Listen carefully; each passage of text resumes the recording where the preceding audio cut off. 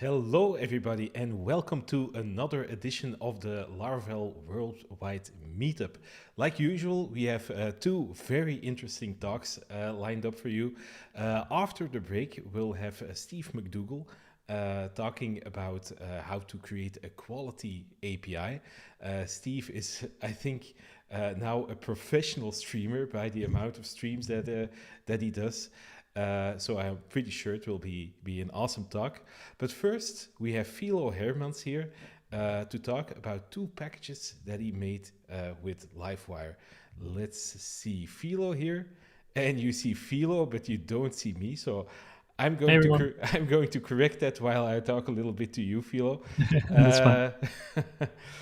Uh, um, yeah, it seems to me that you're suddenly all over the place nowadays, Philo, with your packages and with some cool products, even an Electron app.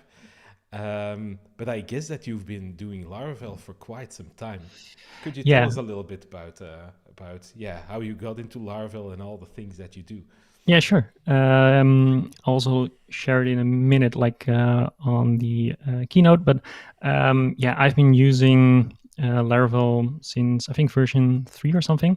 I've always been into PHP and programming. I think it was around 8 years old when I got started with what's it called again, front page.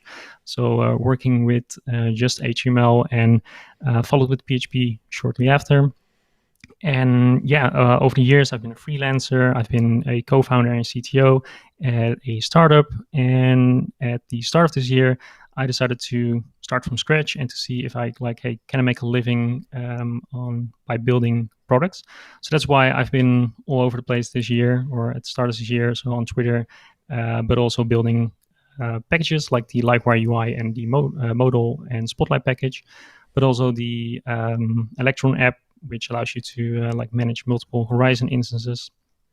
So it's been an interesting journey. Yeah, so building both commercial and open source products.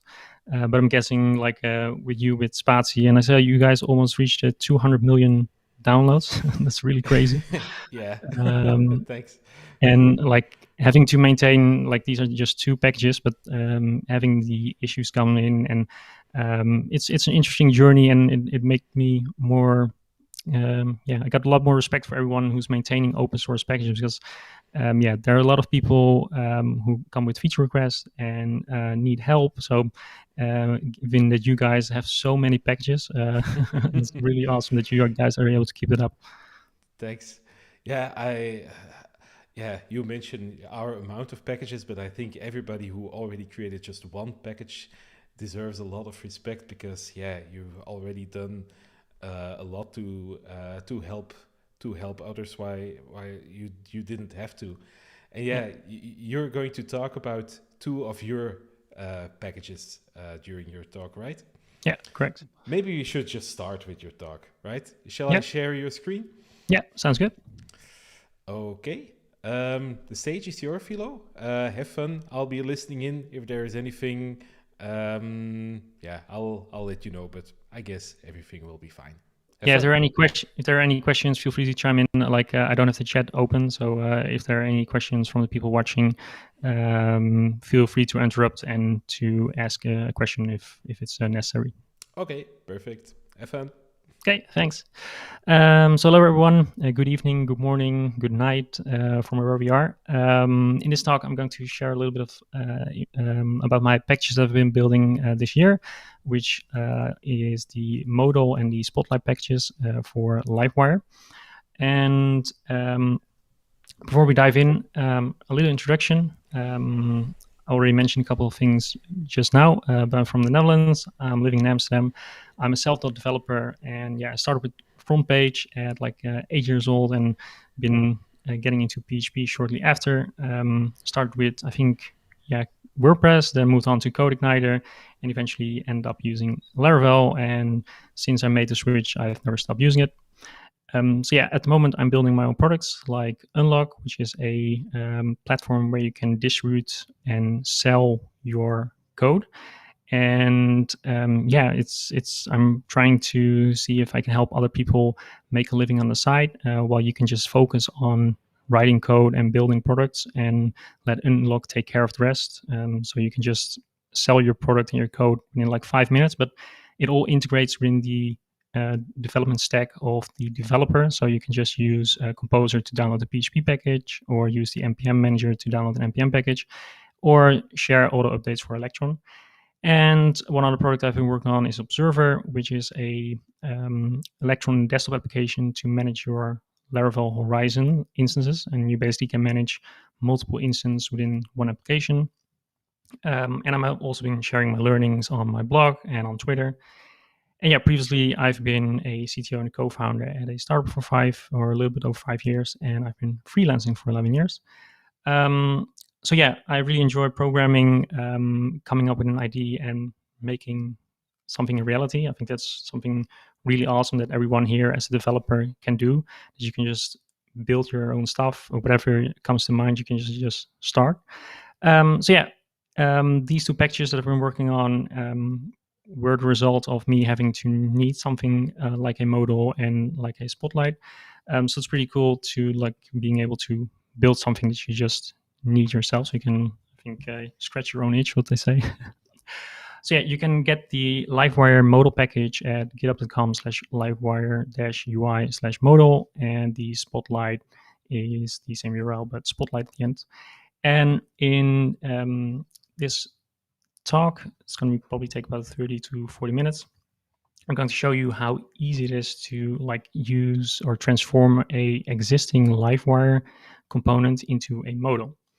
So for this demo, I've set up a overview of just a bunch of users, and these are two components. So this is the user overview component, and there is a edit user component, and it doesn't do anything at the moment besides it does save, but you don't get any feedback, but it does save the data.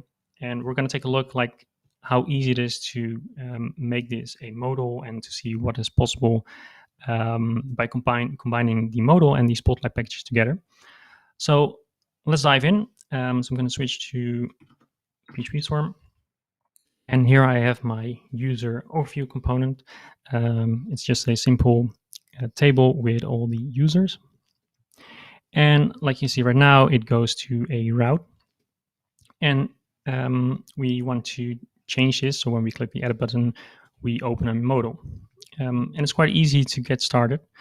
We can simply change this into a button and use the wire click attribute.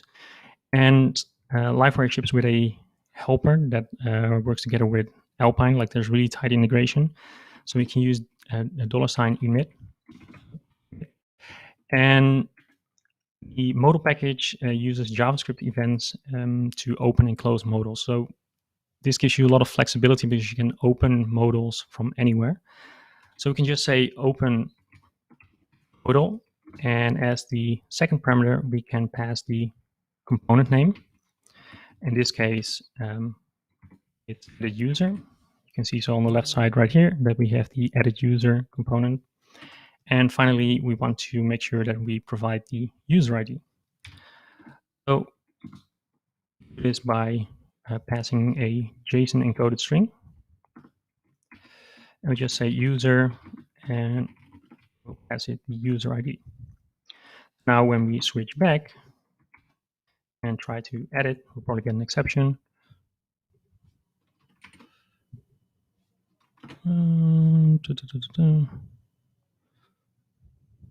Something I forgot.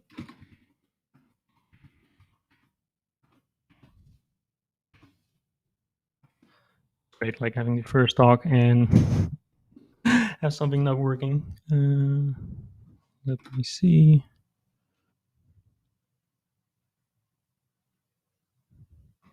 Font can be a bit bigger.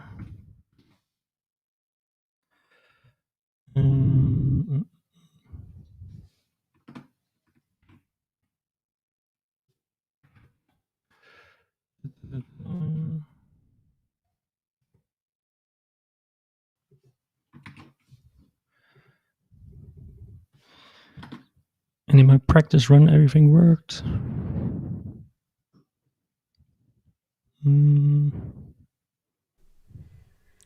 Take your time, no worries. We're not really on the clock here, so let me see.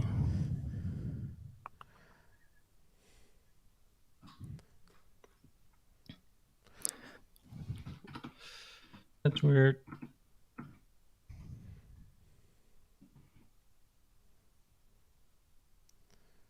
Oh wait, sorry. I know. You found it? No, I know I forgot to. I already installed the packages via Composer, and the only thing you have to do to get started is make sure that you have Alpine included, and then you have to include the directive or load the component. The modal is on the bottom of every page, and that allows you to open the modal everywhere. So if we in the modal directive, we should now have something working. There you go. All right. We don't want to, of course, have any Livewire component as a modal. So it's protected in that way that you must implement a specific contract. So if we head back over to our edit user component, what we can see is a basic Livewire component that just has a bunch of properties with a little bit of validation and updates the user. And to make this a modal component, we'll just change this to modal component. If we now switch back and refresh the page and click edit, we can now see that we have the edit page inside a modal. And the cool thing is that the existing page, of course, also still works. So now we want to, of course, make sure that we can delete a user or cancel or save and that the modal will close. So when we head back to our edit user modal, it's just a little basic markup with everything already set up. I assume that you already have a little bit of knowledge of Livewire. And we're going to focus on these three buttons, so delete, cancel, and save. So the easy one is to cancel out of the modal. We want to close. So we can use wire click and use the emit helper, and we just say close modal. Back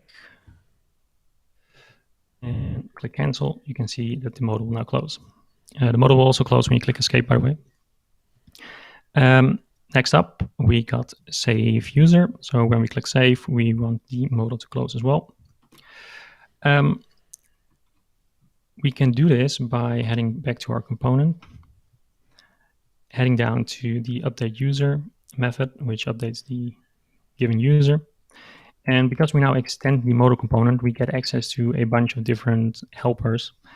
So we can just say this and say close modal. Now, if we refresh the page and click save, we can see that the modal now closes. But you also notice if I add a bunch of exclamation marks and click save, that the underlying table containing all the users is not updating unless I refresh the page. Of course, we want to make it so that once we click edit and we make some changes, that these changes are reflected in the existing users overview table. So we can do this by emitting events. So we have a helper method for this as well. So we can say close modal events. We can pass an array with events that we want to emit. In this case, we want to update the user's overview component. So we can simply say user's overview. We can pass it the name of the event. So we'll say user updated. When we now switch to our users overview, we need to make sure that we have a listeners. We're going to make a public function and called get listeners. We're going to return an array. We're going to say when we get an event user updated, we want to refresh the user overview component. Basically all it takes. So now let's head back. And if you now edit this user and save, see that the user has now been updated and the user overview as well. It's really cool how easy Livewire makes it to introduce these little changes and to update components using events and that they can talk to each other.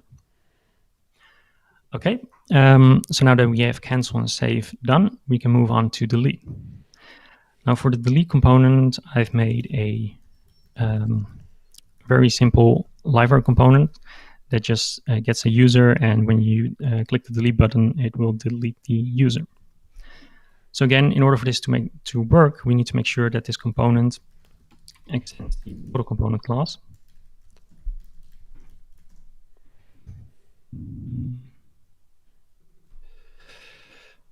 That's the wrong one.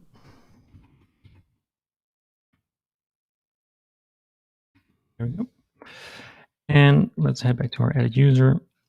And now we want to make sure that when we click the delete button, we get the delete user component. So we again use wire click and the emit helper, and we're going to say open modal.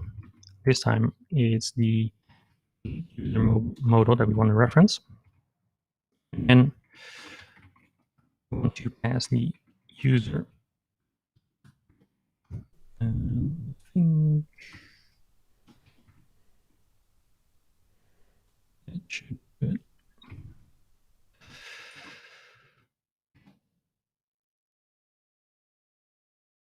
And there you go. You can now see that it switches between the two different modals. And this doesn't do anything just yet. So let's dive into the delete user modal, and let's wire this up as well. So again, we can say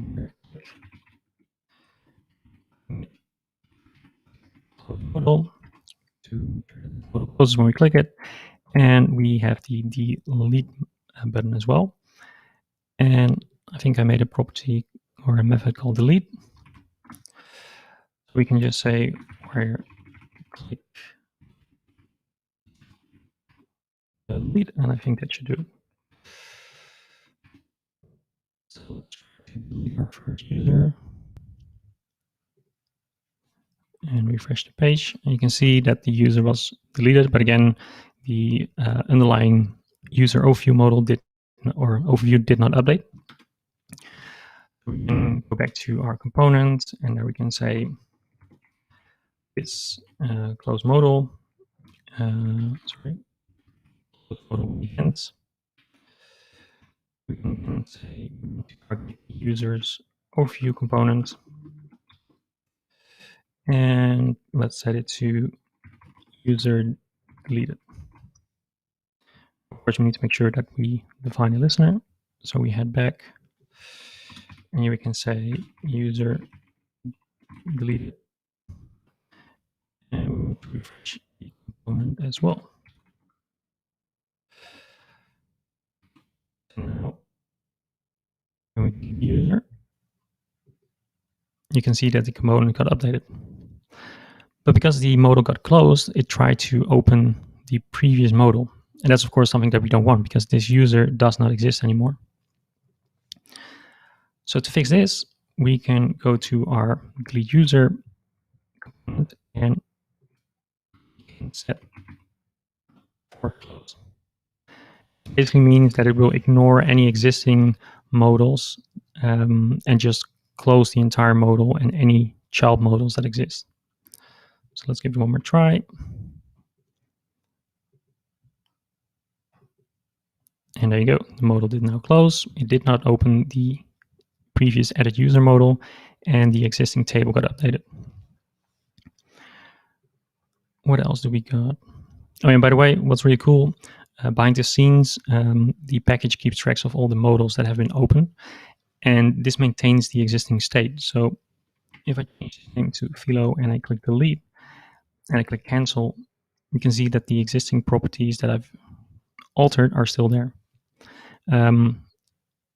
If the modal closes completely, then all the state is destroyed. So if I click cancel and I click edit again, you can see that the values have been set to the original model.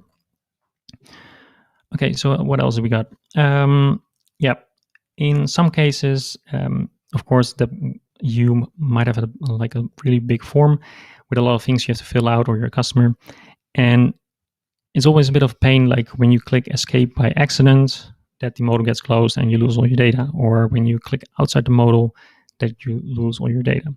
So there are a bunch of helper methods that you can use to change properties for the modal component. So if we head back and go to our edit user component and dive into the modal component, you can see that there are a bunch of configuration options which have defaults that you can set via config. And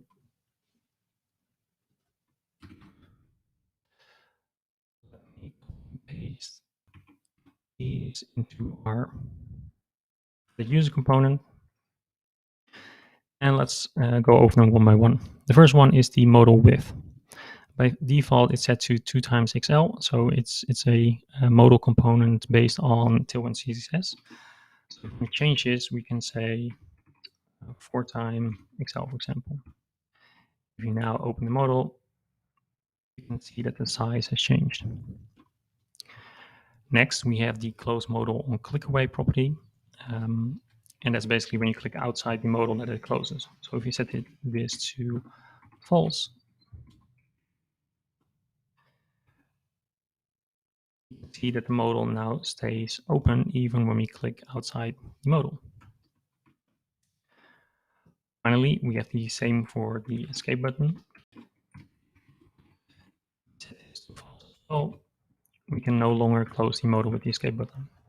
So definitely recommend you to enable this or disable a bunch of these options depending on the form and the amount of information that's there, because it can be quite frustrating for your users to fill out a form and to lose a bunch of data by accidentally clicking the escape key or closing the modal. Finally, we have something called close modal on escape is forceful. And to show you what that means, if I click delete, and if I click escape, it now completely closes the modal, and it does not go to the previous one. But if you click the cancel button, you can see that it goes back. So if we go over to our delete user component, have this return false, the escape key is no longer forceful in regards to closing. So if you delete, escape, you can now see that it goes back to the previous component instead of closing the entire modal. Finally, there is one more property you can change, which is dispatch close event. If you set this to true, it will dispatch a event via JavaScript that you can listen to in case you want to do something extra or have something on the page, or any customizations you want to make in regards to when a component closes. You can change that here. So yeah, that's the modal component in a nutshell. So next we're going to dive into Spotlight. And I've already gone ahead and installed it as well. And the only thing you need to do to get started with Spotlight is add Livewire and reference the component name, which is in this case is Livewire-UI-Spotlight. And that's literally all it takes. So if we now head back and refresh the page, and click the Command K key, or on Windows is Control K, you get like this prompt, and Spotlight is a command palette similar to Alfred that you might know from Mac or Spotlight. You can add commands here. So by default, it has one command, which is log out. I don't have any login or authorization implemented right now, so we're gonna not execute that command. But let's take a look and create our own commands to edit a user. But instead of having to click edit, we can use the command palette that we have right here. So to do so, we're going to switch to the terminal. I'm going to see the size right here. We're going to say PHP artisan make Spotlight. We're going to say user.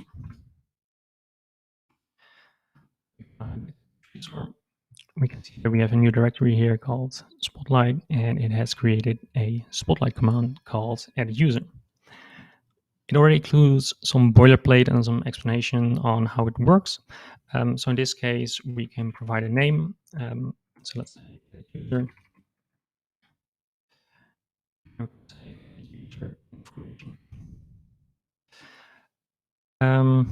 Before we continue, by default, this command is not registered. So we can dive into either the Spotlight config, or we can use the app service provider to register a command. So we can say user right here. So we can head back to the browser. You can see that this command shows up. Next, I'm going to dive into Spotlight dependencies. So you can have a Spotlight command that just does one thing, for example, redirect to a certain page, but you can also request the user for specific dependencies. So in this case, we want to edit a user, so we want to make sure that we know which user we are, or which user the given user wants to edit. So we can do so by defining a collection of dependencies, and you can add as many as you want. In this case, we only need one. So we're going to set a identifier. This is just a unique value.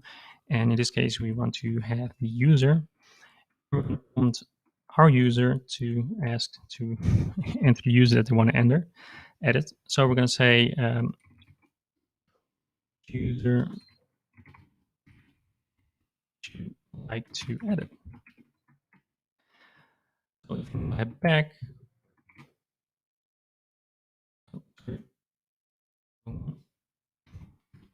user, you can see that the next question is which user would you like to edit? Now, Spotlight uses this unique identifier to call a method. So in this case, it's a search dependency. So it's going to try and find a method called search user. So you need to make sure that this matches up with the identifier that you've defined in your dependency. And in this example, let's say we want to search for first name, a user model, and Spotlight expects a collection with Spotlight with objects, and these must be Spotlight result objects. So as the user ID, username. So the ID is the unique value that's being stored behind the scenes. The second parameter is the value that we're going to display, and you can also add a little description. So I'm going to say edit. Should show something like edit Philo. Okay, so let's switch back. And now when we type edit user, it should use the method. So we can search for edit. Work just that, but it automatically completes results while we're typing, and use a little bit of fuzzy searching with a JavaScript client to get the best result. So finally, we have the execute command, like it failed because it tried to redirect us to a route, and in this case, that's not what we want to do. We want to open the edit user model. What's pretty cool is that the dependencies are resolved from the container, but also the values that or the dependencies that we define up here. So our dependency has a unique identifier called user, which means that we can reference this here and any other dependency that we have defined. And it will automatically resolve a modal if it's a modal in this case, the user model. And the Spotlight variable gives us access to the Spotlight. We have access to all the Livewire methods and you can expect. So in this case, we want to emit a JavaScript event to open our modal. So we can just say emit. We can say open modal.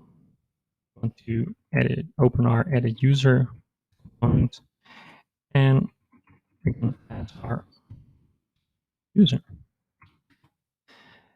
And I think it should do it. So if we now hit OK, say user.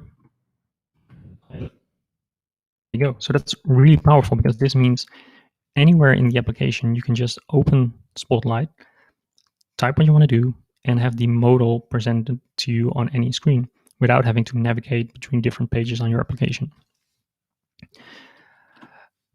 The Spotlight command also comes with a method called should be shown, and here you can resolve things from the ISC container as well. And you can, for example, check permissions if someone has access to this given command or not. And finally, there's one more thing I wanted to show you. Like now we have defined a search dependency, but you can also just use regular input. So, and I'm going to say that we want to have another dependency.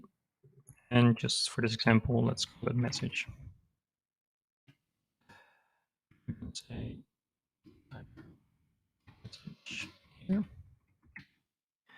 Now we have another dependency called message. We don't have to implement a search method because this is a input type. So we set type to a input type. There we go. So again, we can say edit user. It now asks me to type a message, which of course doesn't do anything just yet. But what's really cool is you can pass these parameters via the open modal component. So if we head over here, we can type a message. And that's it alone. Now we're going to switch back to our edit user. And on the top, we're going to add a new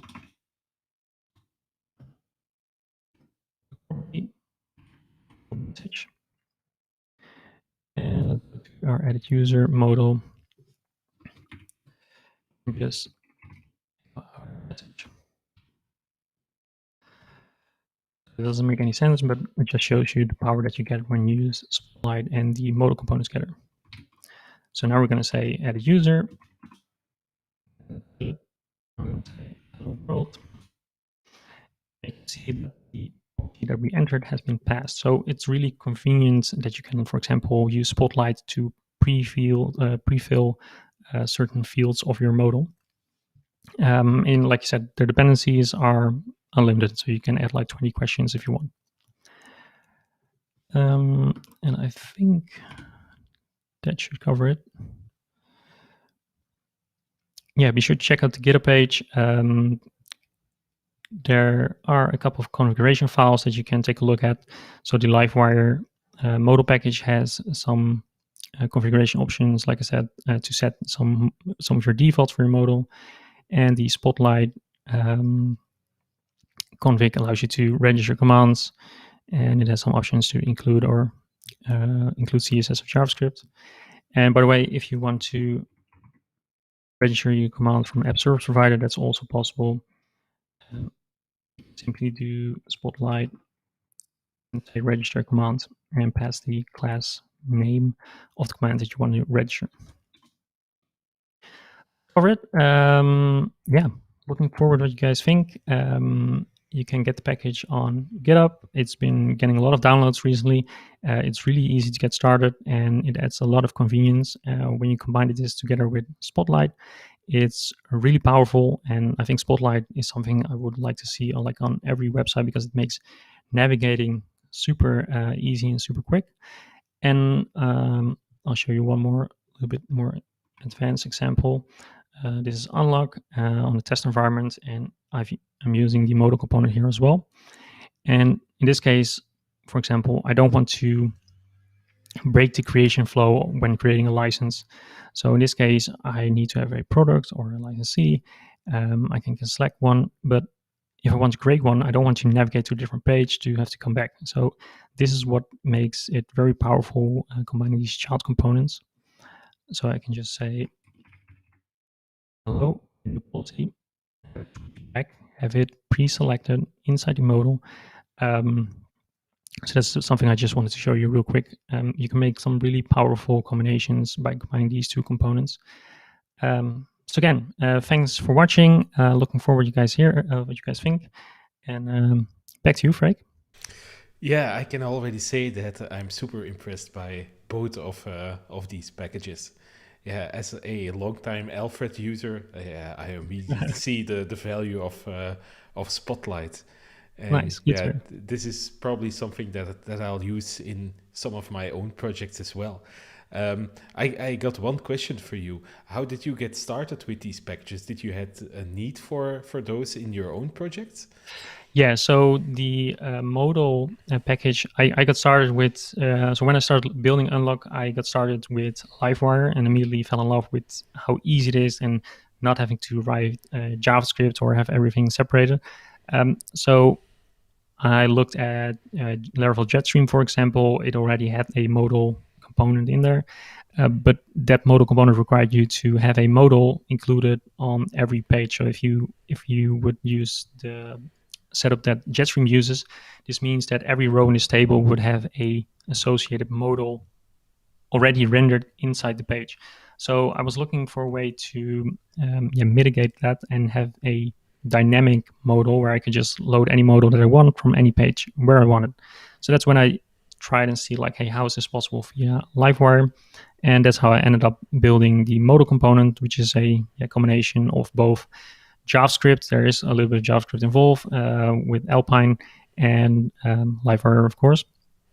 And the Spotlight feature is something I just had this idea and like, hey, why don't we have this on websites? Like I use it on a daily basis when I'm navigating throughout my system to open applications or to switch between applications. I was like, why don't we have this on a website? And that's how the idea started. And I just started building, and I'm sharing like a lot of the things that I'm building. I'm sharing on Twitter, and I get like a lot of feedback, which is really cool. So people said like, hey, can you add like a bunch of dependencies? Yeah. Because at first it would just allow you to execute one command, and then I got started, and then it evolved bit by bit, and I got some really cool feedback from companies messaging me like, hey, this is really cool, and that they already use it.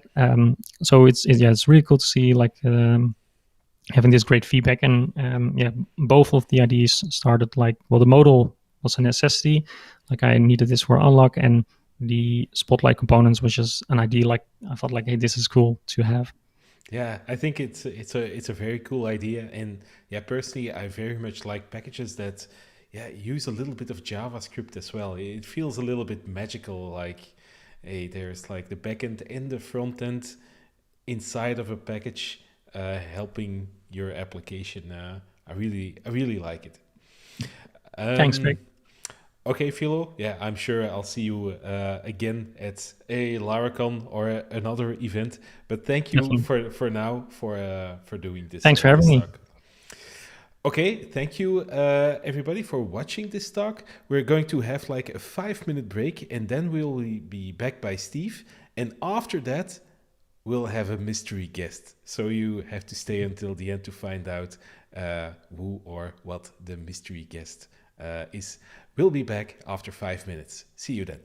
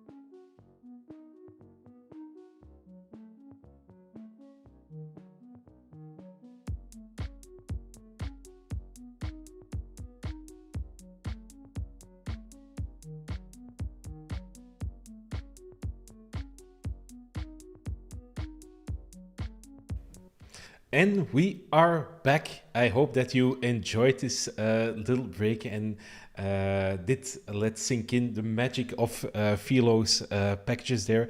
Be sure to check them out on GitHub. There's links in the chat. And if you watch a recording of this video, you'll find the links to the packages below this video. Okay, let's go now to our second guest, and that is Steve McDougall. Hey, Steve. Good evening. Hey, Frank. How are you doing? Pretty good, pretty good. We were just talking a little bit during the break, saying that you're like a professional streamer now.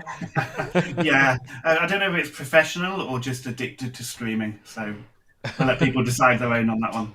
Why choose when you can be both, addicted and professional? I can accept that compromise, I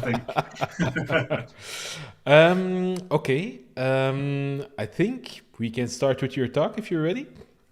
Always ready. Let me share your screen and we can see it. And wait, before we start, I'm going to maybe mirror you a little bit so that you're talking towards your screen, and then we are ready to go. Have fun, Steve. Perfect. Cheers, Rick. So thanks, everyone. All I'm going to say is that LivewireUI package looks amazing. I've used it myself. Definitely give it a go. Philo's done an amazing job with that one. But on to my talk. He's had his time, now it's mine, eh? So I'm going to talk today about building and testing APIs, specifically in Laravel, because that's why we're here. I've been building APIs now for going on 10 years. They've grown and they've changed over that time. And what I've learned is an accumulation of what's going to be shown here today. So who am I? I'm Steve McDougall. You've seen me most places as just Steve King. The reason for the difference in name is that I took my wife's name when we got married, but I wasn't willing to give up my GitHub or Twitter handle. There's only so far you can go with those sorts of things. I am the engineering manager at Jump24, who are a Laravel partner. A huge advocate for PHP. Most people know me as an advocate for PHP or tool stack or APIs in general. And as you can see, I'm quite clearly a bearded man. I'm more follically challenged than our previous guest. I don't quite have the hair that he does, but I do have a good little beard on me. So we're just polar opposites on this one. So we are actually hiring at Jump at the moment. So just going to segue into this one before I jump into my talk. If you love working with startups, scale-ups, SMEs, you love working with Laravel and creating some really cool PHP code, we're hiring. You can click on these, which probably isn't very good for anybody watching, but jump24.co.uk, we've got some jobs going. Come and work with us. We do some really cool stuff. And what I'll do, I'll probably tweet out that link a little later so other people can see it. But before I do that, let's have a look at how people go wrong with APIs. So I've seen a lot of people before, they'll do their data modeling, they'll get, okay, so we want some users, we want some posts, we want some CRUD action going on, so we can do create, read, update, and delete, and we're going to embed them slightly so you can get users' posts through a nice, simple REST-ish URI. And that's great. All of that sort of stuff is really, really good. But the problem is, it's not really an API unless it's serving a purpose. And then people, back in the pre-Laravel 7 days, when all the models were in the app folder, we'd have hundreds of models all in this big one directory. Then now we just moved it to a models directory. Things start to get a little bit busy, basically. And as your models grow and as the complexity grows, it's hard to kind of grok what's going on and hard to find things. You look at something like, okay, I've got to mentally move my head up and down 3 or 4 times to find that model or find that class that I'm trying to edit. And it's the same with scopes. As your application's growing and you're adding more query scopes, suddenly your model's got more scopes than your average game of Call of Duty, and you just don't know what to do with it. Finding and editing these scopes starts to become a bit more of a hassle than what it's worth. that's not the purpose of scopes. So in this, I'm going to go through how you can work with APIs. And my wife's just going to do a quick walk. There she goes. A child has woken up for a bottle. So without further ado, we're going to go into some live coding because that is what I like to do. Why talk about my problem when I can actually just go through and work on it? So I've done a little bit of a basic API already.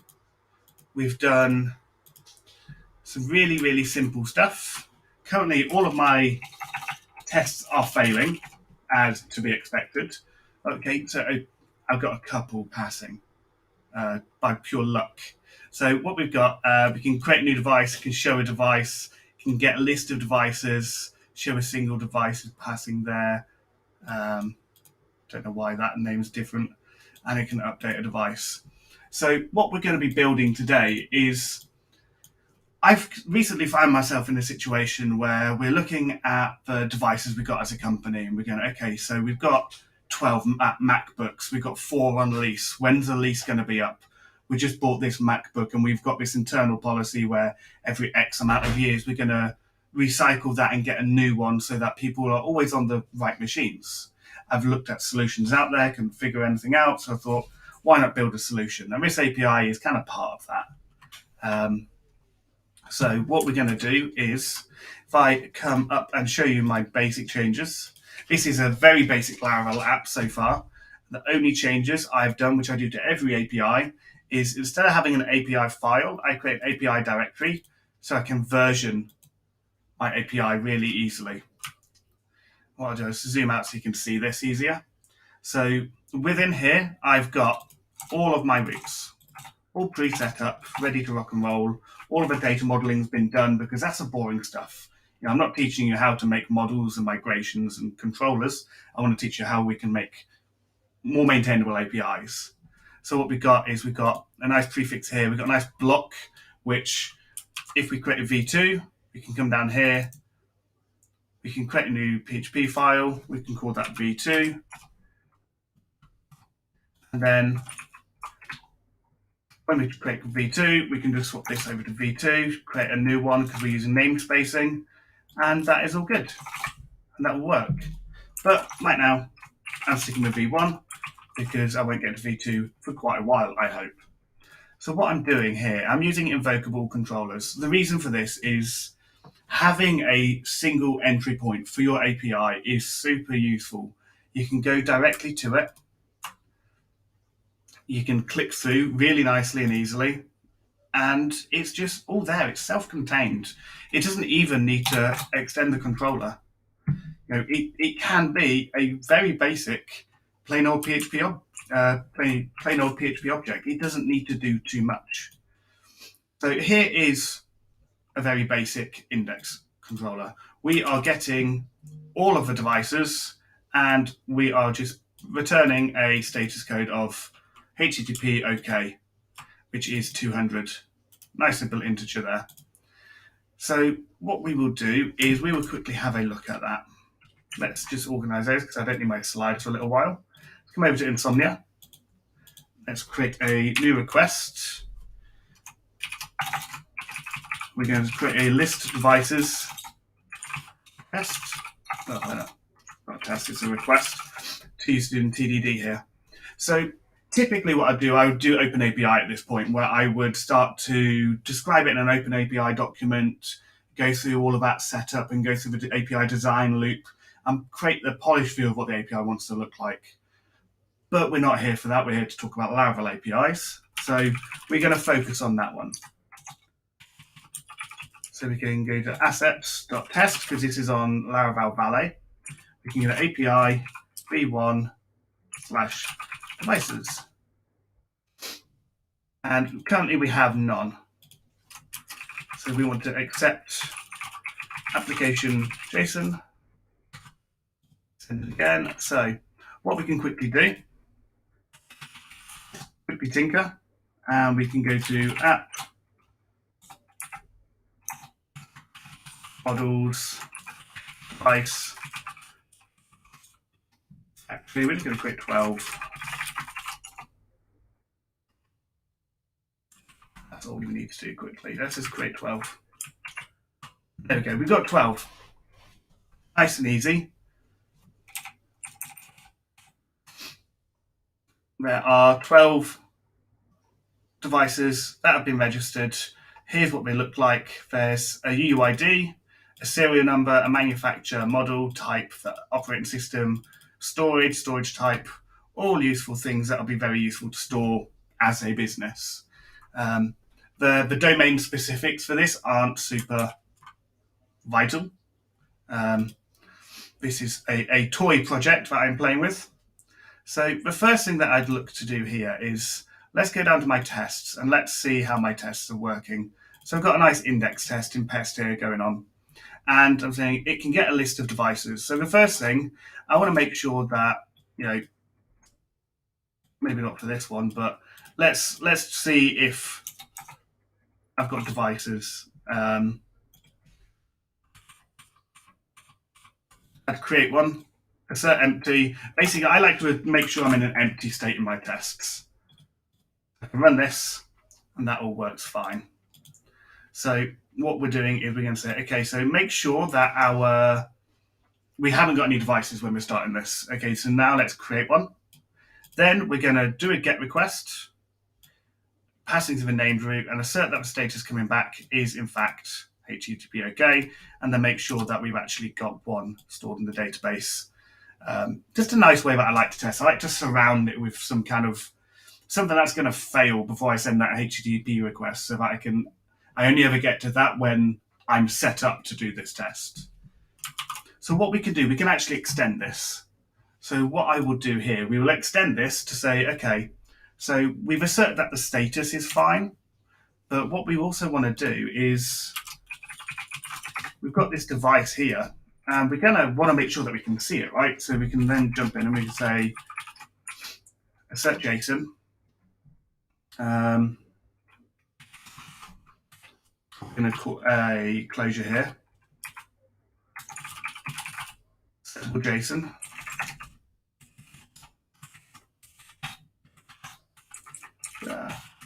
They're getting carried away with me today. So what we've got here now is we can now fluently test our API at this point. So we can say, okay, so JSON, we want to make sure that it has one, for example.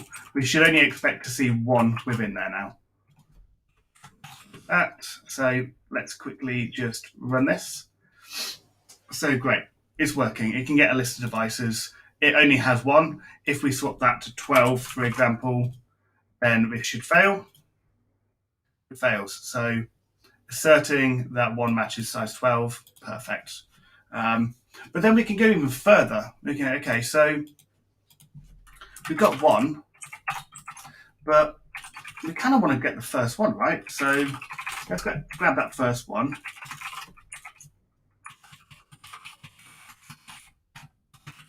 Let's get the JSON back in here as well. What can we do with this JSON? So we're going to want to say where the UUID device UUID.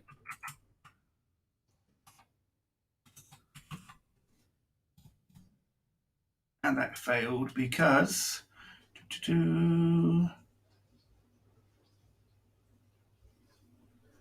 okay, so we're failing somewhere along there.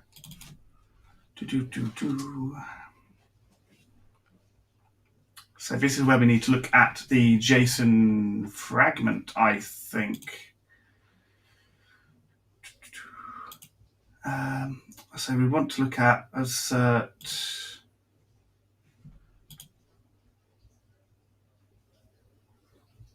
Let's do that, then we could do that.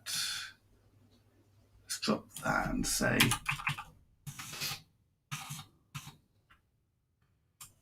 has one, etc. And then we could do something like assert JSON path. Our first one, we're going to want to say JSON structure maybe, JSON path. Which one? Which one's going to be nicer?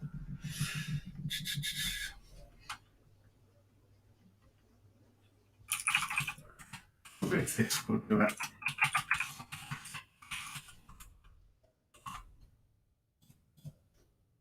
No, we might have to jump into assertable JSON a little bit more. So assert, etc. So we want to say first item in the JSON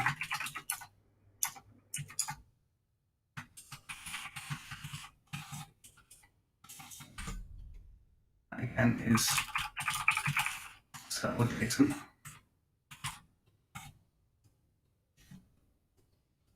What we want to do at this point is we could say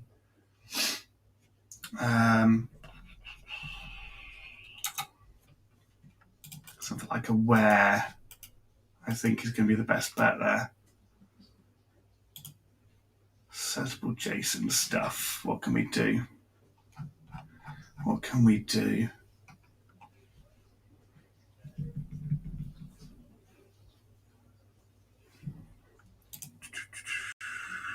Get the first one.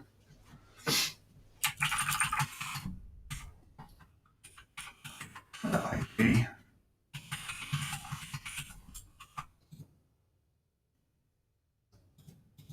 Is this going to complain or is this going to work for me? Okay, it's complaining.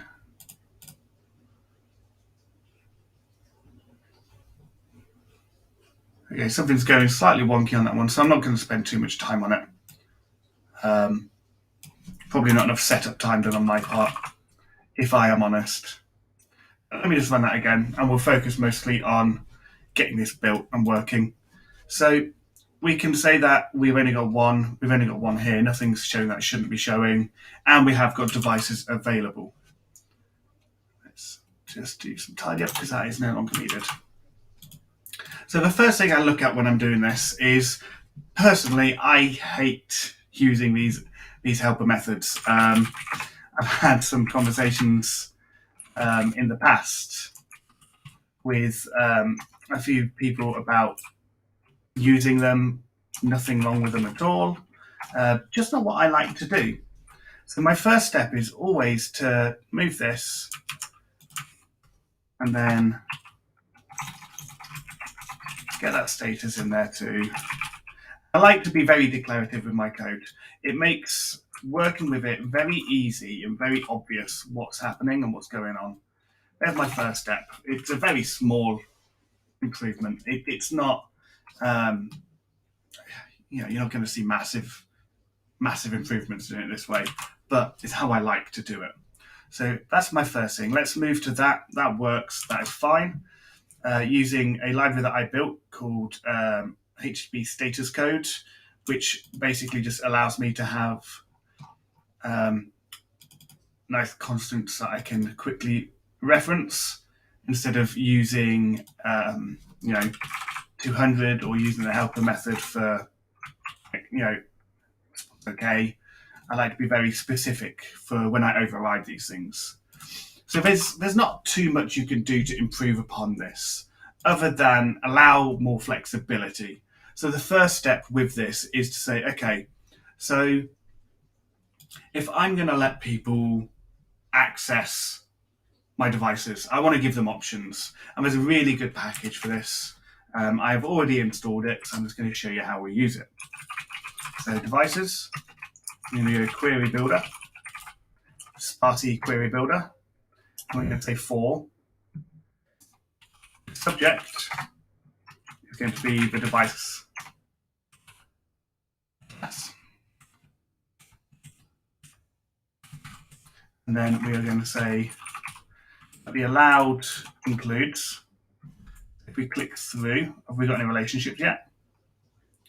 No relationships just yet. But we can sort and filter. So instead of doing it that way, we can do allowed filters and allowed sorts. And then we would get them, for example. So what we can do now is we can swap that for this. So filters, what this is going to take is going to take an argument of filters, which is like an array or a string. So what we do is, what would we want to filter by? So on our device, we've got things like manufacturer, model, type, OS. So we're going to want to be able to say, okay, so I actually want to see where the manufacturer is Apple, or the model is MacBook Pro, or the OS is El Capitan. CPU, RAM, storage, not super useful. And what I find is what you really have to bear in mind when building some APIs is it's got to be a useful API. You can't just whack JSON CRUD around it, add loads of options and expect people to get on with it, because giving people too many options leads to confusion. Giving people not enough leads to frustration. So finding that right balance of why am I building this API? What sort of people are going to be using it? And how can I cater to them well? That is how you build a good API. So at this stage, just doing manufacturer, model, and OS, that is pretty good. Sorts, I actually don't think I'd need sorts, which means I can just move that up, push that over to here. And if I just run that again, I can now say, okay, let's filter the model to be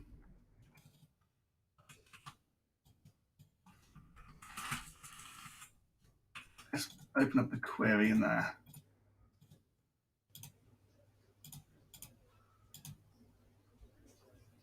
Send it and see if it's okay. So it's dying. 44 not found.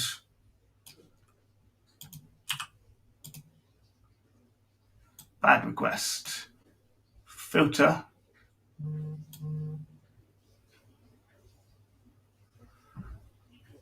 Requested filters are not allowed. This is where we're going to have to double check the package. I'll tell you what, I will bring over that window. This is the package I am talking about. Let me add Sparse onto that search. Here we go. Here it is. Sparse Query Builder. It is my go-to. So let's say we want to say filtering. So allowed filters, name, that's fine. Filter name equals. So what we've got going on here is, where have I gone wrong?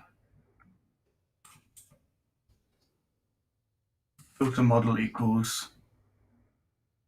Oh, that's fine. I am wondering whether it is complaining because I've added filters and named argument, because I've noticed that with some PHP packages that they do have some complaints. Allowed filters, filter are not allowed. Question mark.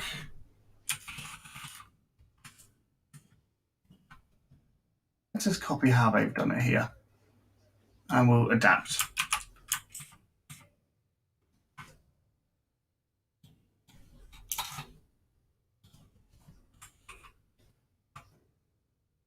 So we're going to have a filter name that's going to equal John. Send that. Listed filters, a filter not allowed. Typical. So allowed filters.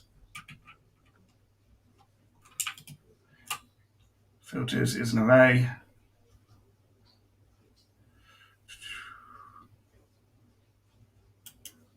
This should be working fine. So at this point, we would debug and say, if it's any consolation, I can't also see why it's complaining. I don't see it. I think you were giving filters, like the right URL. So we want to get filter an array named John. That's fine. So we want to pass through the model. Yeah, that's good. That's fine. So that bit's all working fine.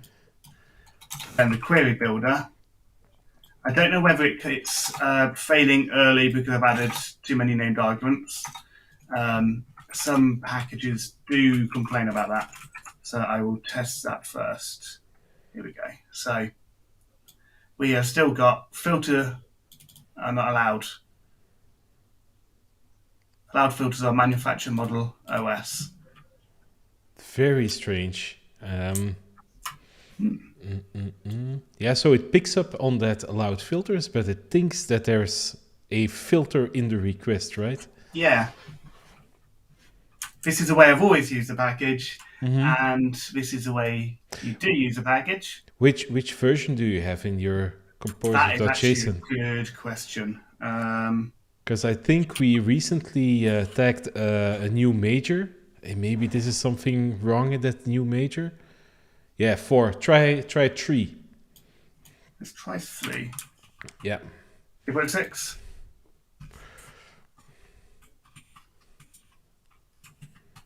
And if it starts working now, I guess I have some work with version 4 again.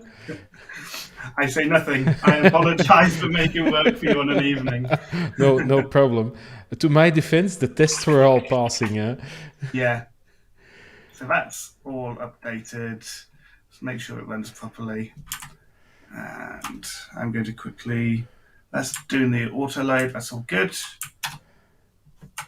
Let's hope this works. It's better? Yeah, it works. So if I exclude it, I can do that.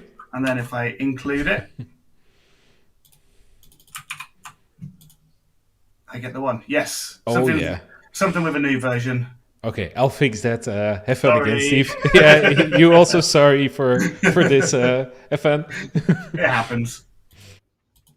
Right, so what we're doing here, we're allowing ourselves to quickly filter queries. So if we open up Table Plus, for example, let me just pull over some Table Plus goodness.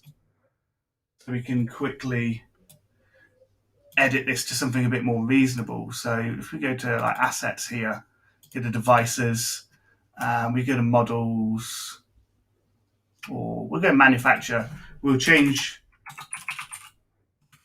some stuff to Apple.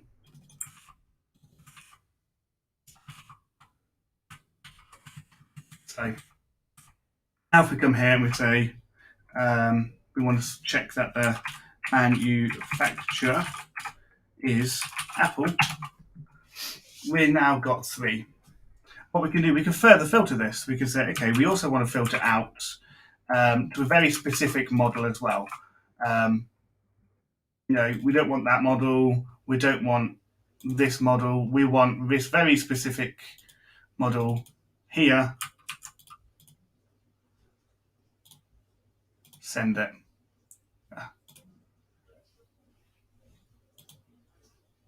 What is it doing?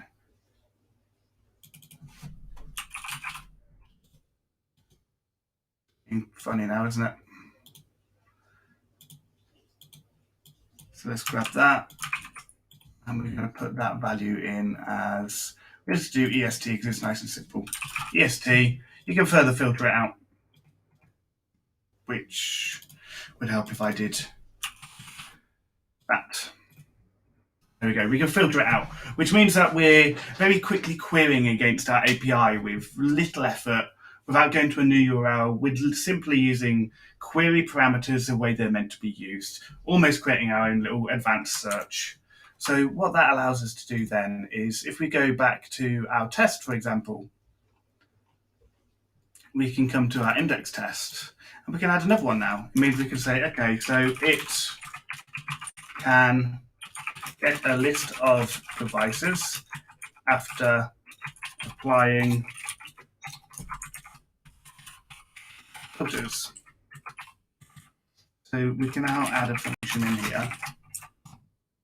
So again, we'll do exactly the same thing. Device create. We're going to do, within here, we're going to say that the manufacturer is Apple, and the model is a MacBook Pro. That's how we want to store things. So then when we do this, we want to do and that this will run.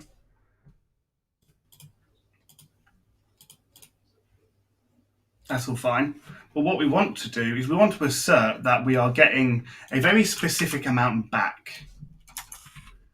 You know, at first we should get all of them back, but we want to make sure that we can filter out very specific ones. So we can say, okay, so go to this route, and the parameters we want to send across are going to be, let's get a model and say, okay, we only want MacBook Pro as a model to come back. If we change that, spell it wrong, for example, it should fail. And it doesn't fail for some reason. Why is it doing it to me? Okay, so let's go for manufacturer. Root helper, root parameters.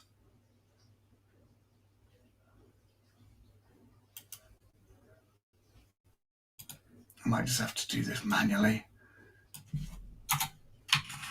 Okay, so we're going to go to API, v1, devices, question mark, filter. That's because I didn't do a filter course. So filter model equals MacBook Pro. So now let's test it. And now if I spell it wrong,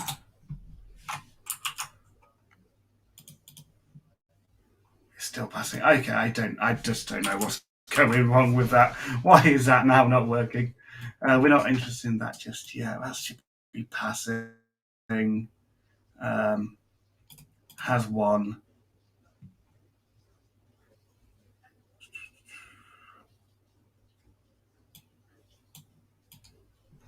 So let's create a couple. Let's create some that aren't. So we'll create 3 that aren't and 1 that is. So now we're failing. So 4 matches 1.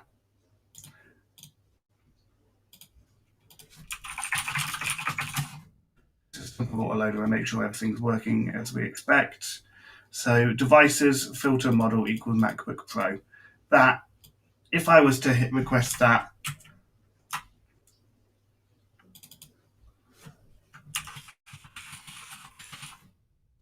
that's going to fail because it's using a different database. This should now still fail, apparently.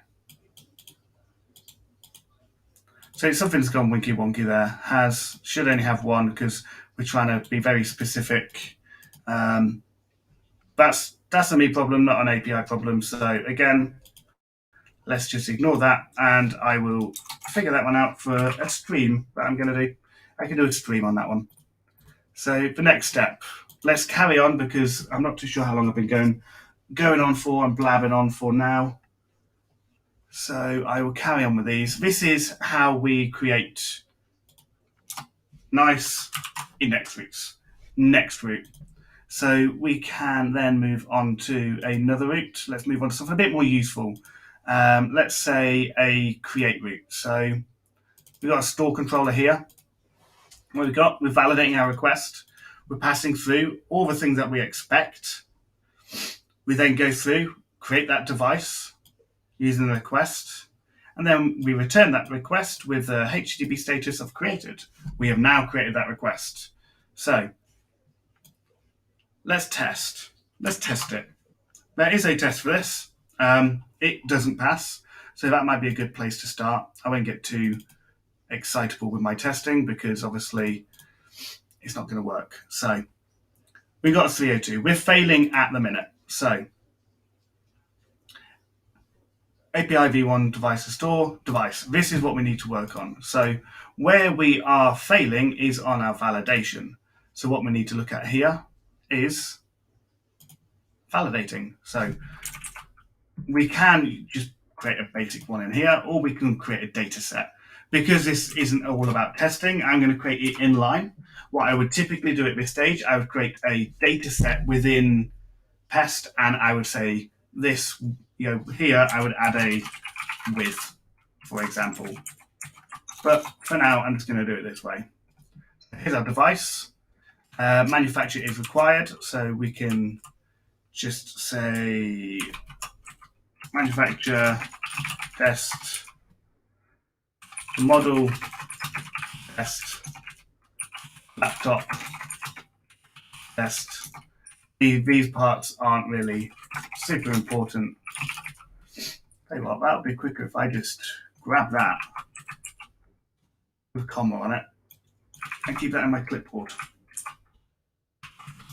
As the OS, our storage test can't be correct, so that's got to be 1, 2, 3, 4 would be the first one I do.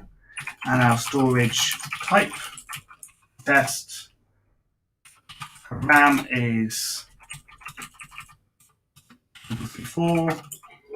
Our RAM type, this is typically where you do something like DDR3, DDR4, DDR5. Whatever spec that you need to put in there. CPU, you would pop in the make of CPU, lease start and lease end, and purchase date. They're all nullable fields. So I'm going to leave them null for now, which means that I can now just remove that. Let's just collapse all these together and come back to our test and run it again. We're still failing. So we got a 302. The type field is required. I didn't do it. There we go. I wrote laptop instead of type. And okay, so we are failing because we are expecting the status to be okay, but it's not going to be okay because that's not how we want to do it. The way that we want to do it, we want this to be created. We want to make sure when we are sending the correct response codes back. When you're building an API, it's very important to make sure you send back status codes that are relevant. Sending back a 200 all the time is great because it worked. But if I'm asking you to do something, are you accepting it? I asked you to create something. Did you create it? I asked you to delete something. Did you accept that request? Is there any content to give back? Status codes are super, super important.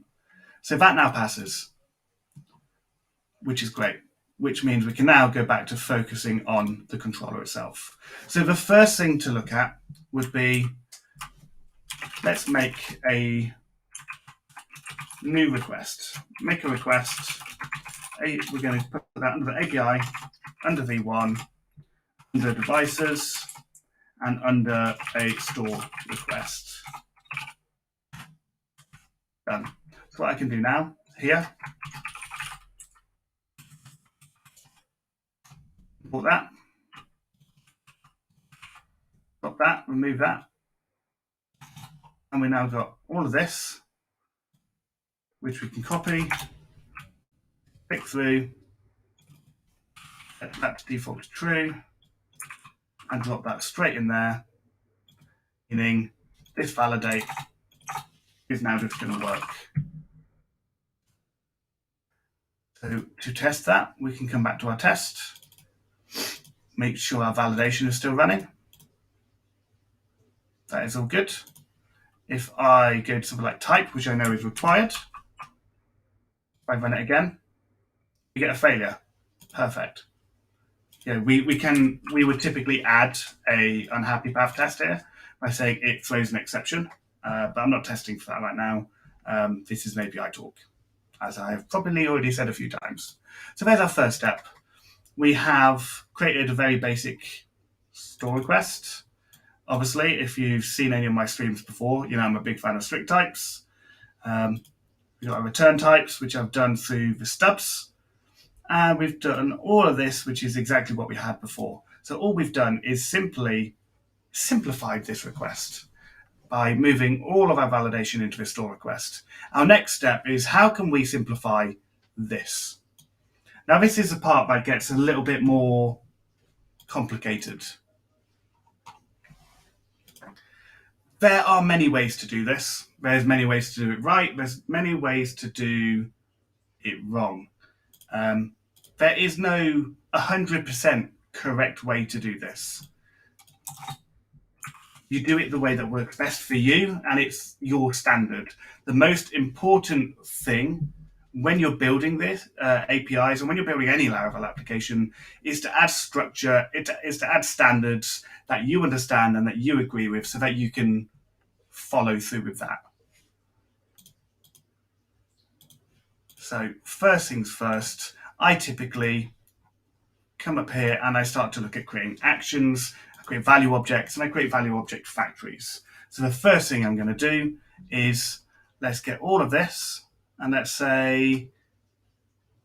move this to a value object. So the first thing I would do, this is a data transfer object for some people who might not be familiar with the term. I've always called them value objects. It's a habit that I'm not willing to break just yet. So that is what I will carry on calling them for now. The Sparty package is absolutely fantastic. I just prefer to do it in a very specific, flat, objecty way, especially with PHP 8. I can just simply create it in a constructor like this. I can then come over to my controller here, and I can quickly understand, okay, so I'm going to have serial. I'm going to have manufacturer, model,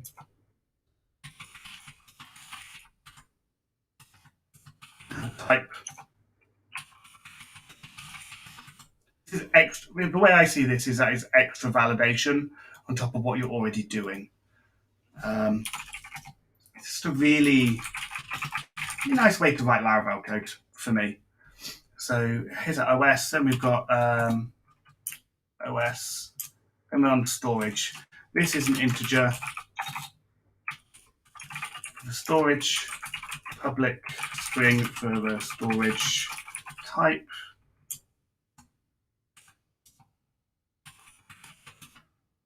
Then we've got an integer for the RAM. What we'll do, we're going to match for, I typically case it that way, but we're going to match it that way for what we're already passing in. So we can public string RAM type there. Then we can just put public string CPU.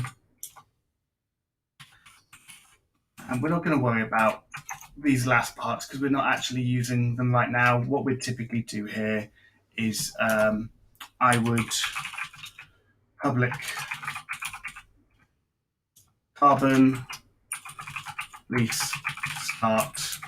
This would, I'd probably do this as a nullable instance at that point. I'm not going to go into the specifics of how and why I do certain things certain ways, because that's probably something for another day. I want to make sure I focus on this specific task. So we've got serial manufacturer model type, OS storage, RAM, and CPU. That is all set up. So now what we can do is we need to create a quick factory. So we can go create a new class, and we're going to call this a device factory. What this device factory is going to do, its only job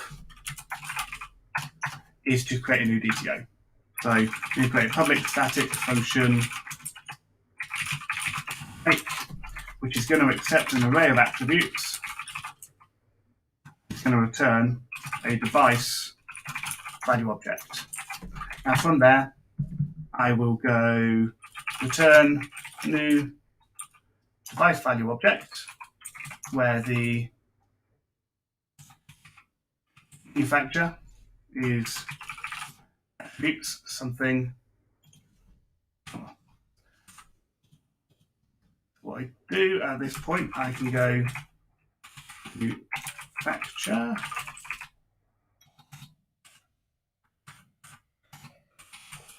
model is Next one, let's go CPU. CPU, type, add that type in there, yes. And the reason for doing things this very specific way is so that when I'm creating a web interface, when I'm creating a CLI interface, I can use the exact same things. I can use the same value object. I can use the same value object factory. I can use everything the same, and the only thing that's changing is the interface into how it is working. Is refactoring it into the most simplistic way that can be tested in isolation and within that business process. So we'll just quickly drop in this storage type within here.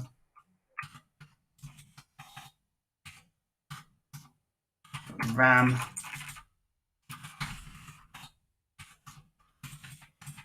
RAM type. Last one is the serial number.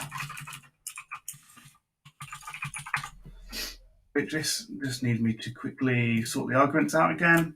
And then that will give me all of that, which will create this. The only thing that I'd want to do on top of this is I can add a toArray.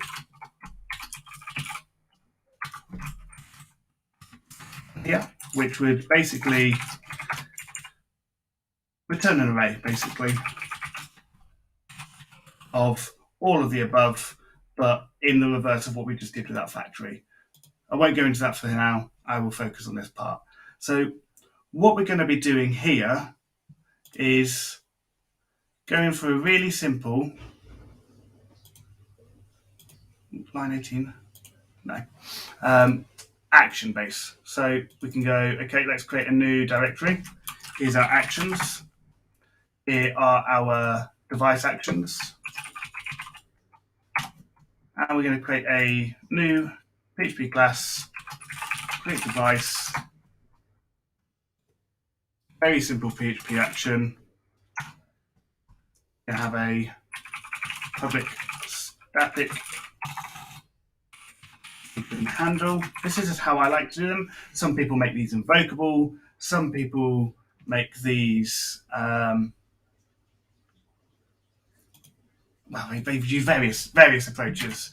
So what we've got here, this action, it wants to accept a value object. So here's our device value object. We get our object and we are going to return a new device. So all we need to do is return new return device.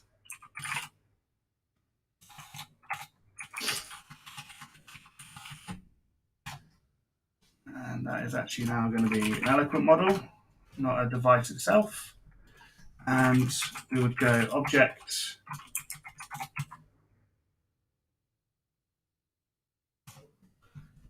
accept attributes. The object to array like that. So we can quickly come back to here and we can say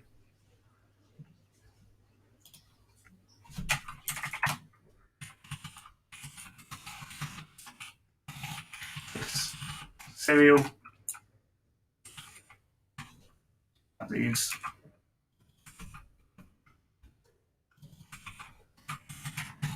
manufacturer. I'm pretty sure the Sparsy package can handle a lot of this for you. I definitely recommend people use it if they don't like doing it manually. I'm quite a fan of going through this step with a fine-tooth comb, especially with PHP 8. It makes sense to be able to do this myself. Storage, we're going to say this storage type,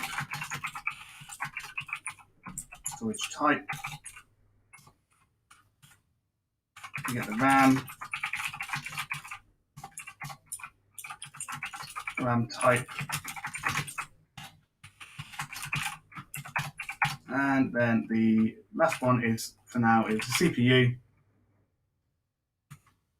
And what we'll do is we'll say this CPU. So what this is doing here is we're just going to basically taking this PHP object, turning it into an array, so that when we come over to our create device action, this toArray is just going to do exactly what we're expecting for our model. So now what we can do in our store controller, we can remove this completely, and we can say, forget that. We don't even need the floating variable at that point. We can change the device here, but let's just turn it into a new JSON response first. So that our data, we're going to want the same status.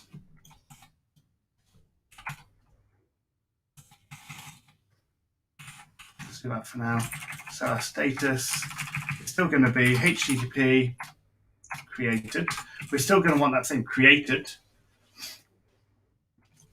But what we're going to do here, we're going to have a device factory, which is our app factories here.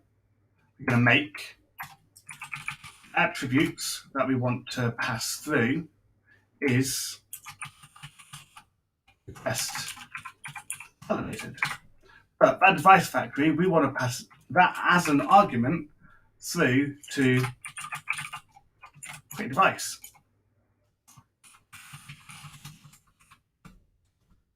There we go. 3 lines, nice and simple. Takes a device and returns it. From reading it, from having a good IDE, you can click through, understand what's going on. Okay, I'm creating it from this object to an array. Okay, what does that look like? Okay, so that's what's actually happening. How do I get there? I can click back. Okay, we're passing through the request validated through to our device factory to create it, to pass it through to here, and it's all done. Nice and simple, nice and easy. And this hopefully will still run. Oh, it failed. It failed. Undefined array key serial in device factory. Dun, dun, dun. Right. This is why it is always important to test your validation.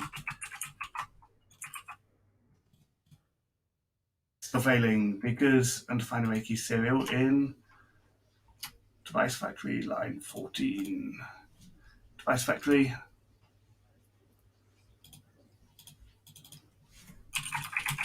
Should always have serial coming through.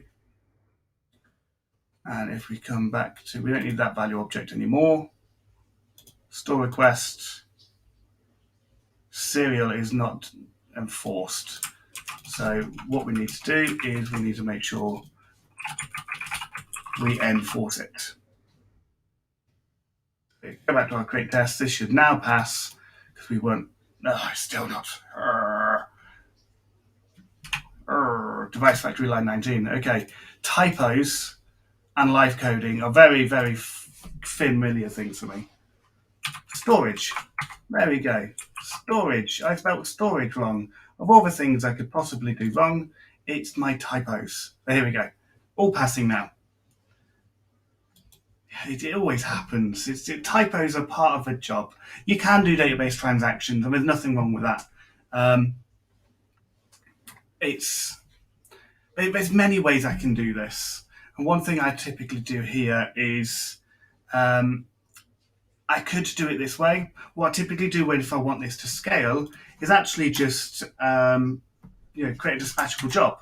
So if I want to improve this, I will go, okay, so make a job, and I want this to be in devices, create new device. I've now got a job available. So what I can do instead is create new device, I want to dispatch, and I'm going to pass the exact same thing. I'm going to pass all of that in, because then I can just serialize the object really nice and easily. And instead of doing it this way, I can now say, okay, return a new standard response. We don't actually need a body because we're doing everything in the background. So the content for this is going to be null, but the status that we're going to want to return is HTTP, no content, done. Because we can't return it at this point. So we can swap that over. And this is as simple as it needs to get. Done. So now I can come over to here, and within this constructor, I can quite simply say my device value object is what's going to be brought in. And in my handle method, just go to my action again, say handle, and the object is going to be this object. And suddenly, I've pushed all my processing to the background. Yeah, my test is going to fail. So what I need to do at this stage is say no content, don't assert account, here's my post request. No point running that now. And run this down and I can say, cool, let's run that. That's now working. What I could also do at the same time is fake. And that's doing that. I can say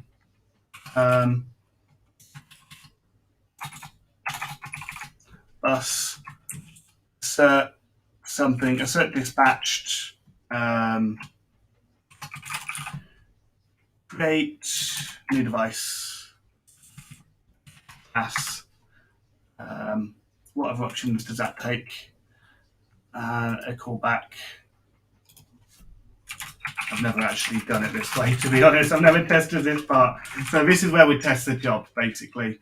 So what we're doing is we're just pushing everything in the background. And in this test, we can just now move everything to the background and say, cool, let's test it in the background. Let's, test that the bus is running and that stuff is working.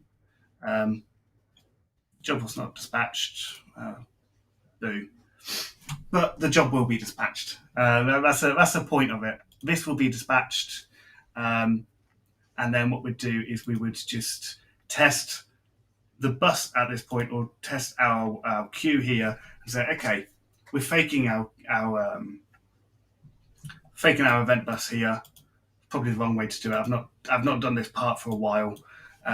We want to fake our job queue, and then after we've hit our post request, make sure that's actually in the queue, and then see what we've got going on after that. It's nice and simple, nice and easy, and you've improved, and you've got no content. So for this specific use case, if you're using a mobile UI, or if you're using an SBA like Nuxt or Next, you're using something like Redux, you're using internal state to then say, okay, so here's a form, fill it in on my web interface. I'm going to take that input, I'm going to store that locally, and I'm going to dispatch an action to your API to then create that in the background. Now, our API doesn't need to give that response back with a newly created model. It just needs to go, okay, cool.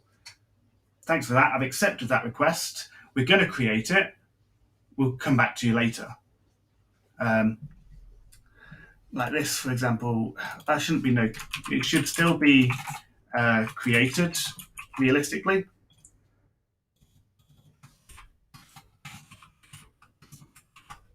But what we're going to do there is, you've got a record of that, but next time you need that is when you're going to do a list request. And you're going to navigate away, you're going to go to the page, you're going to perform this request to get all of them back again, and you're going to update it. So what's the point in giving you back that whole new, doing all of this in process creation when I could push it to a background process, give you a faster API, and it's actually improving your experience of using my API. Yeah, it's great to get that back sometimes, but it's not always needed. And that is how you improve an API. You go step through piece by piece. How can I improve it? What can I do better? And then to take that one step further, you can go to your jobs, your models here, like I have here, a new eloquent builder. which is a device, and then you can start adding your scopes within here. So if we take an example of, I don't know, we'll go for our other example of Apple. So we can have we want to get all expensive devices. I don't know what's going on with that.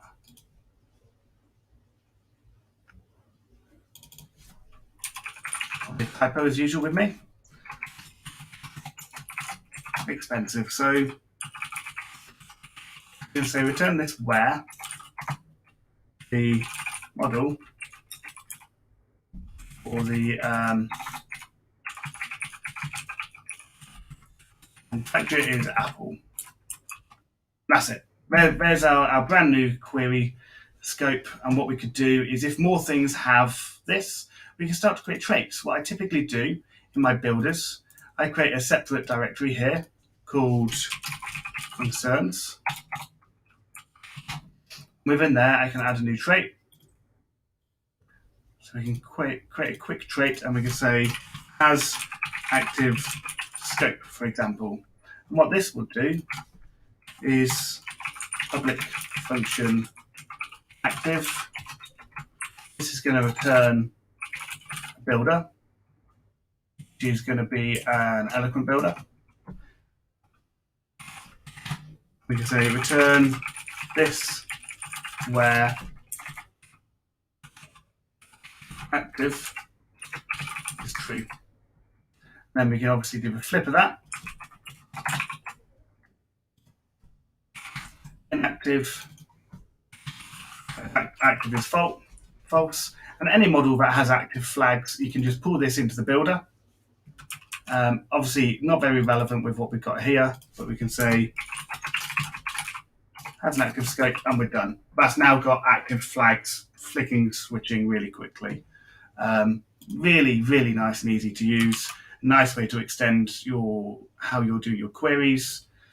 And it means making things like this much easier. So we can come down to our controllers, our API device index controller, and we can say, okay, we want to get all of these. The allowed filters is that, and we also want to say, we also want to load the expensive ones.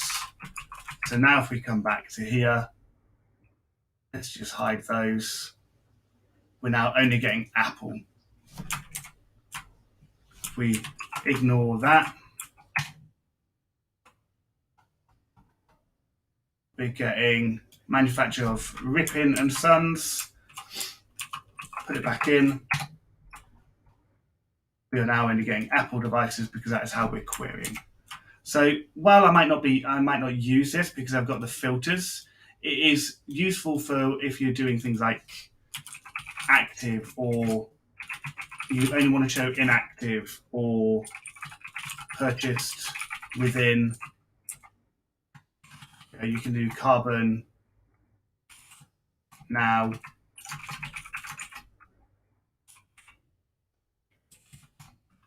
Okay. Purchased within the last 3 months, give me all devices. It's a nice way to extend this awesome package of our query builder. So in short, a way to write really good APIs is to use the right packages, find a standard that works for you, and do things very logically and broken up. So what I will do now is go back to play. So every time I give a talk, I like to give a quote, usually by myself, because why not? So REST APIs don't have to be hard, but they do have to be stateless. This was a quote by a bearded fellow called Steve McDougall. And basically, your REST API needs to be stateless. It doesn't have to remember stuff. It doesn't always have to give that response back with a payload saying, okay, you asked for this to be created, here it is. Sometimes it's more efficient to say, cool, I'm going to create that for you. Come back in a little bit. Because then the next request can come in faster and faster. And you pair that with Laravel Octane, and suddenly your API is faster than a Tesla. So I want to say thank you everyone for listening. I am at Just Steve King on Twitter, GitHub, most places. Love some feedback. Remember, we're hiring at Jump 24, and I will hand it back over to Frick. That was a great talk, Steve. I really, really liked it. And again, sorry for the little bug in the package there. It happens. I still don't know what was going on. I checked the package code of version 4, but I can't really see it. But I'll send you some hints that can help you debug it. Somebody else also tried to do it, and it seemed to work. So it might be in your machine. It might be in the package. Yeah, we'll see. Yeah, we'll see. I'll send you some hints. Perfect. But thanks, Steve. It was really nice. I think you should also, if you want to, put some of these ideas in a blog post or something, because these are really nice techniques. Yeah, you have to find the time probably a little bit. I know alongside that work, I've got 5 kids. I stream twice a week. I manage open source package. It's hard to find the time. Yeah, indeed. I don't know if you sleep. It seems sometimes where you have the time. Yeah. Okay, Steve. Again, thank you for your talk, and I'm pretty sure we'll talk again soon. Definitely. Hey, bye, man. Perfect. Thanks. Take care. Okay, we are going to do our little mystery segment now, and the funny thing is that I know who is going to do the mystery segment, but I don't know what the content of the mystery segment will be. So it's a little bit exciting for me as well.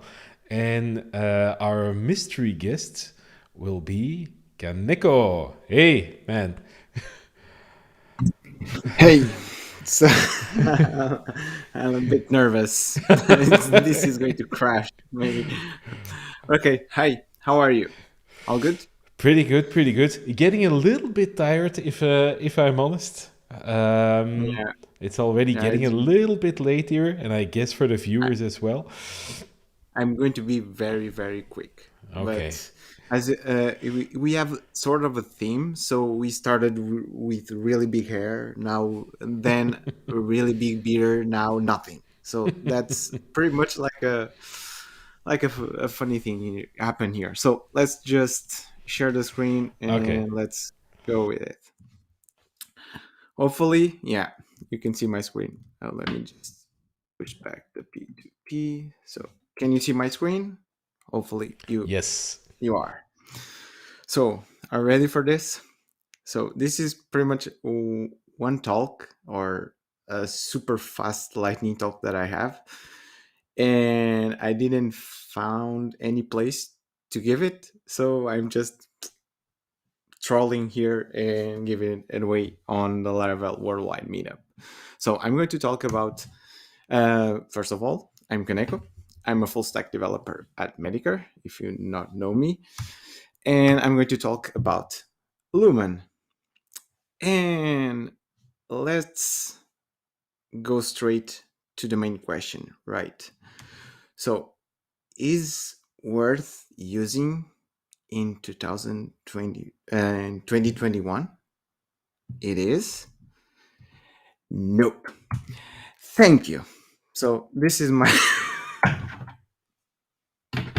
Okay, thanks for that. Okay, so, that's a good segment. That I told you that it was like a super fast lightning talk. Okay, this is good knowledge. I would say write a blog post about that as well. I'm going to think about it if I manage the time. If you have the time for it, and if you can, if it's not too many characters, write a blog post. Yeah, I think I need 5. Okay, sorry about this trolling, but this is actually a little bit funny because I mostly agree with you, but this week I had a good use case for Lumen. But I'll blog about that. It's something very specific.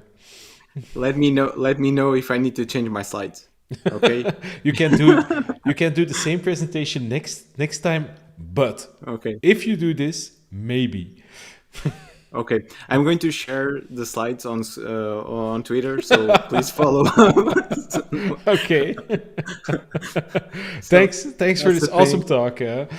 No. I just it was I invested so much at the slides, so I just. Yeah, a talk is days of work, right? Yeah. I needed a lot of thought on this talk.